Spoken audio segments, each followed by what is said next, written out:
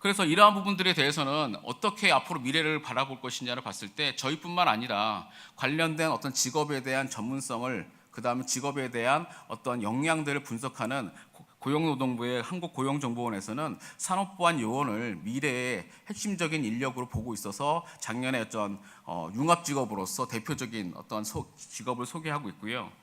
또 미래에 또 앞으로 발생할 이러한 4차 산업혁명 시대에 발생할 수 있는 미래 유망 직업으로서 기업 비밀 보호 전문가라고 이렇게 내세움으로 인해서 이것이 현재도 저희가 이슈가 되는 것들이 미래에도 이게 하나의 또 중요한 인력의 역량 부분이고 인력의 포지셔닝이 아닌가. 그래서 상대적으로 요즘에 보안 쪽의 인력들이 학과들이 상대적으로 경쟁률이 높은 것을 바라본다라면 이제 지킬 것이 없으면 보안 인력이 필요 없지 않습니까? 이제 우리나라가 어떤 추격형에서 선도형으로 나감으로 인해서 지킬 것이 많아지는 이상 훨씬 더 보안의 인력에 대한 수요는 늘어날 것이고, 그것에 대한 어떤 위험 요소는 헤테로지니어스하게 변한다고 봤을 때 이때 산업보안 전문 인력은 미래 유망 직업으로 봐도 큰 무리가 없겠고, 더군다나 오늘 학부형 분들도 계실 텐데 산업보안 인력을 상당히 주목해 주시면 감사하겠습니다. 미국에서도 저희 우리나라보다는 훨씬 더 많이 개발이 활성화되어 있는데 시큐리티 코디네이터라 그래서 저 답 디스크립션에 채용 공고를 제가 직접 가져온 것입니다. 그래서 미국에서는 훨씬 더 산업보안 인력이 활성화되어 있고 그 부분에 대한 인력 수요와 그 다음에 연봉들도 상당히 높다는 것을 제가 알 수 있었습니다. 그거에 대한 설명들은 그 다음 장표에 제가 다 설명을 드렸고요. 그러면 이런 어떤 플레이어들이 존재할 수 있는가, 이런 부분들에 대해서 저희가 한번 식별을 좀 해봤는데, 물론 보안 제품에 대한 개발자 부분들 존재하고요, 컨설턴트, 그다음 보안 영업, 그다음 보안 관리자, 사고 수사관이라든가 특수 직업이 관련된 기자분들이나 여러분 존재한다고 했을 때 이분들에 대해서 이동 경로를 제가 분석을 한 것입니다. 그래서 이러한 플레이어들 존재하게 되는데, 저희는 목표가 그거예요. 산업보안 인력은 어떤 정보부서에 들어가서 어떤 특성한 도구를, 즉 자물쇠를 캐오는 그런 직업이라보다는 조직의 어떠한 기획실 관점에서 전체적인 비즈니스 흐름을 봐가지고 리스크를 총체적으로 다룰 수 있는 기술의 보호라든가 기술의 개발이라든가 기술의 활용이라든가 이런 부분들에 대해서 서비스를 개발하는 사람이 아니라 보안을 고려한 서비스를 개발할 수 있는 사람, 그리고 제품을 개발하는 사람이 아니라 보안의 신뢰성을 담보로 한 제품을 개발하는 사람, 이런 쪽으로 저희가 목표를 하고 있기 때문에 좀 다양한 이런 지금 현재 직군은 이런 쪽으로 한정되어 있지만 더욱더 넓어질 것으로 저는 확신을 하고 있습니다. 참고적으로 정보보호 쪽에서도 이러한 부분들에 대한 움직임이 보이고 있는데, 어떻게 보게 되면 예전 같은 경우에는 정보보호 전문가가 되기 위해서는 뭐가 제일 필요하냐 보면은 세 번째가 제일 필요했었습니다.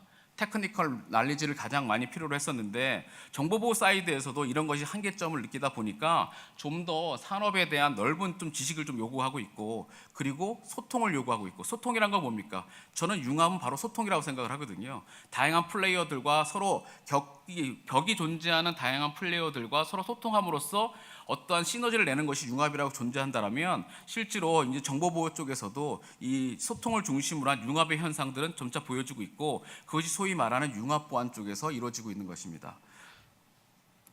그래서 가장 대표적인 어떠한 정보보호 쪽으로 가리키는 게 산스라는 어떠한 우리 전문 교육 프로그램이 있는데요. 예전 같은 경우는 엔지니어링만 있겠죠. 점차 융합화되면서 이제 매니지먼트에 대한 학위라든가 전문 교육들도 실시하는 것을 보게 된다면, 이제는 기술 중심으로 한 어떠한 융합의 현상들이 정보보호 사이드에서도 일어나고 있고, 사회과학이나 사람을 중심으로 한 어떤 멀티플레이어적인 어떤 대책 마련들도 산업보안에서 일어난다고 본다면, 이제 결국 가서는 조직의 질서와 안녕을 위한 보안, 그리고 더 나아가서는 신뢰 관점에서 이 정보보호와 산업보안은 접점을 이루지 않을까, 이렇게 예상을 하고 있습니다. 관련된 일본에서도 이러한 부분들에 대해서 단순한 어떤 기술뿐만 아니라 경영이나 경제, 그런 부분들에 대해서도 좀 총괄적으로 봐서 이제 산업의 보안 내재화는 기본적으로 우리가 가져가야 될 필수 요건이다, 이렇게 저는 예상을 하고 있습니다. 그래서 그럼 어떠한 인력이 필요하냐? 물론 보시게 되면 저희가 이제 관련된 조사를 한 부분들이 있는데 릴레이 인터뷰를 통해서 각 전문가들에 대해서 이분의 전문가를 만나면 그 다음 전문가를 찾아가서 이렇게 릴레이 인터뷰를 했습니다. 소위 말하는 스노우볼 샘플링이라고 하는 것인데, 가서 우리 전문가들의 인터뷰를 보니까 실질적으로 각 플레이어들마다도 예전에는 어떤 기술적으로만 한정되어 있던 지식의 역량이 각 플레이어들마다 멀티플레이어적으로, 즉 다학제적으로 이렇게 학문적인 요구를 하는 것으로 조사됐고요. 그리고 그것에 대한 가중이 실질적으로 산업의 필드에 따라서 입체적으로 나온 것을 고민해 본다라면 실제 필드에서도 더 나아가서 이 보안 분야, 더 나아가서는 일반 산업의 보안 내재화를 고려해 봤을 때 좀 더 다양한 그런 요구 사항들을 요구하고 있다라고 제가 정리할 수 있었습니다.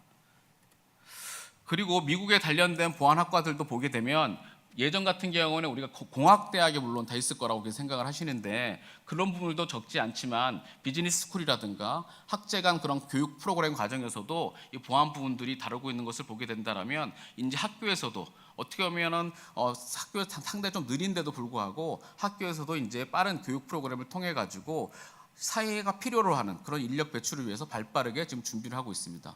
그래서 지금 현재 산업보안 학과들도 어떤 학과는 공대에도 만들어져 있지만 실제로 몇 개 학교들은 경영경제대학이라든가 사회과학대학이 만들어져서 문과와 이과를 동시에 받음으로 인해 가지고 그것이 구분이 없는 그러한 수업을 진행을 하고 있습니다. 그러면 제가 교육부 자료를 좀 갖고 왔는데요. 그럼 이제 융합형 인재를 어떻게 키워야 될 것이냐를 고민해 봤을 때 필요하다는 건 알겠지만 과연 어떠한 우리가 교수법이 필요할 것인가. 예전에는, 요즘은 학생들이 보시게 되면 웬만하면 데이터를 충분히 얻을 수 있고 실제 학습을 할 수가 있습니다.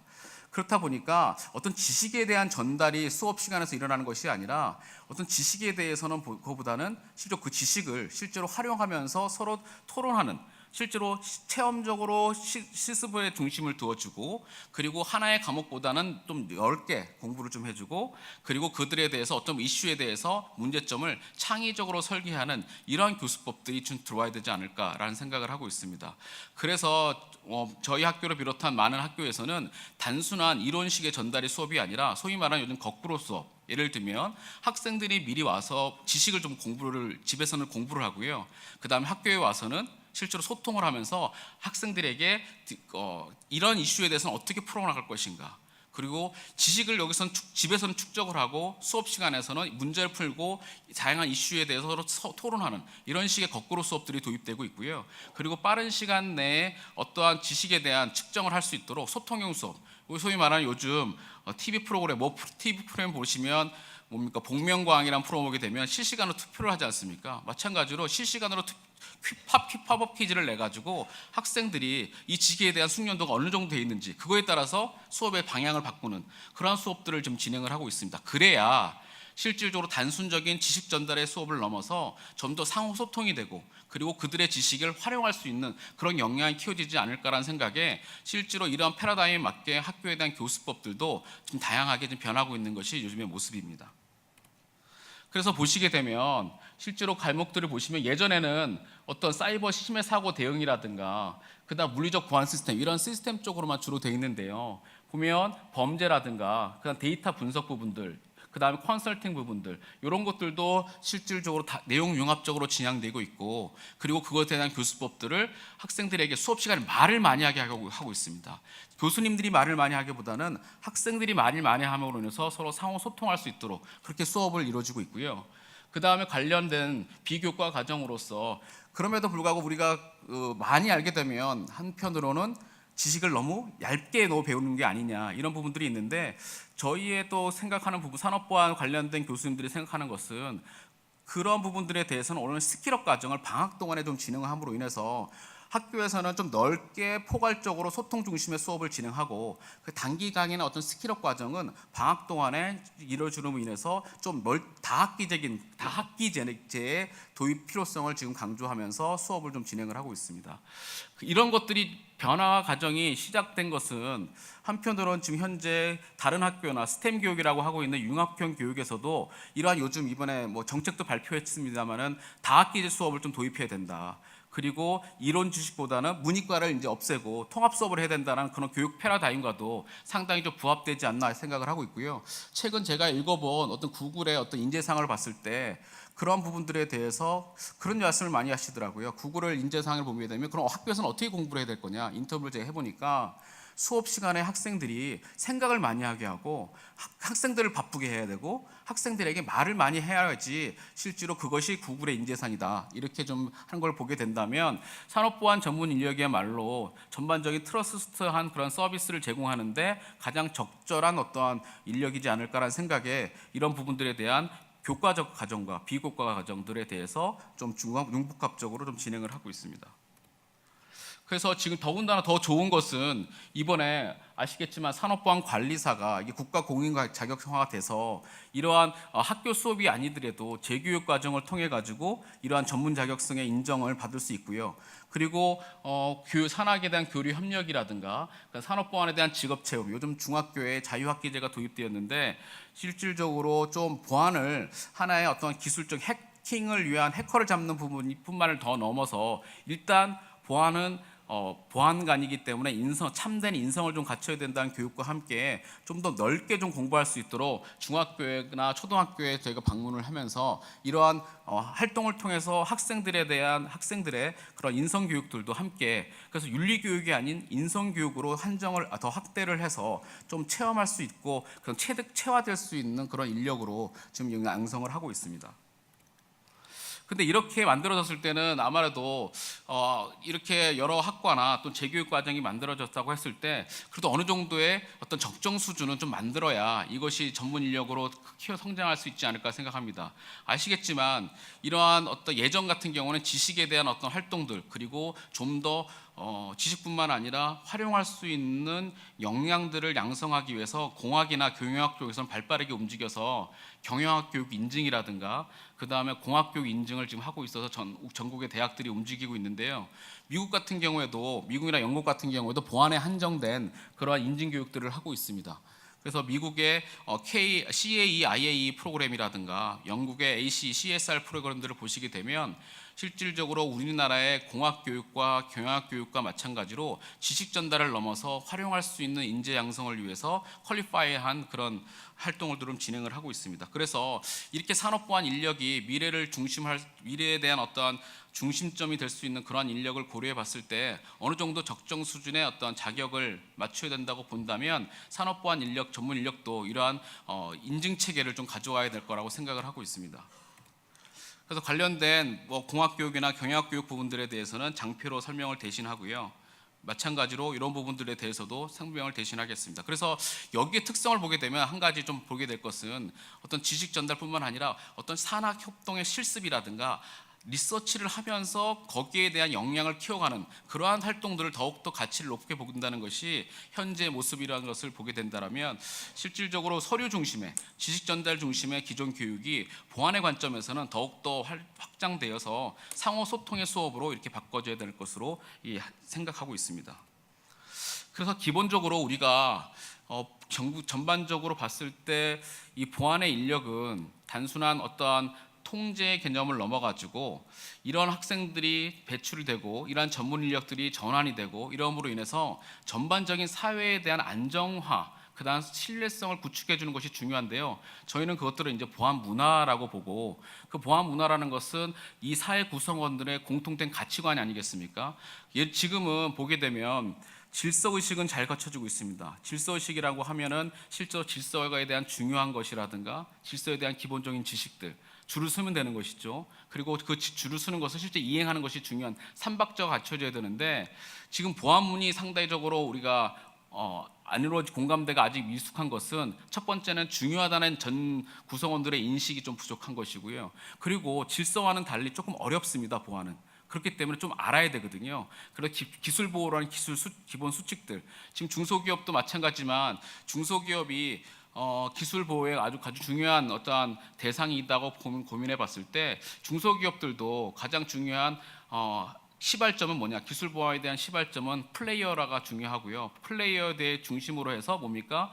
기본적인 기초적인 보안 지식들을 전 구성원들이 좀 알아야 된다는 것이죠. 예를 들면 우리가 보호하고 있는 자산에 대한 등급화 문제라든가, 그리고 그 등급화된 어떠한 공지를 하게 되면 최소한의 보안 활동 노력을 좀 해줘야 되고 보안 문화를 만들 수 있는 시의 의지가 필요한데 그런 부분들에 대한 최소한의 노력을 하지 않고 정보가 유출돼서 소송까지 가게 되면 소위 말하는 합리적인 노력이 이루어지지 않기 때문에 거의 패소하는 경우를 고려해 본다라면 경영 자원이 부족한 중소기업이 어떤 적정 수준의 기술 보호 수준을 갖추기 위해서는 첫 번째는 사람이 좀 중요한 부분이 있고 그 사람을 중심으로 한 전체적인 공감대를 형성해야 될 것이 가장 큰 어떠한 우리가 스테이지별로의 어떤 시나리오를 고민해 봤을 때 우리나라에 더 나아가서는 한국의 어떠한 선도형 어떤 우리한 국가로 가기 위해서는 개발을 잘하는 것도 중요하지만 그 R&D 산출물 또는 개발하는 과정에서의 어떤 신뢰성을 확보할 수 있는 전문 인력 개발은 상당히 중요한 부분이고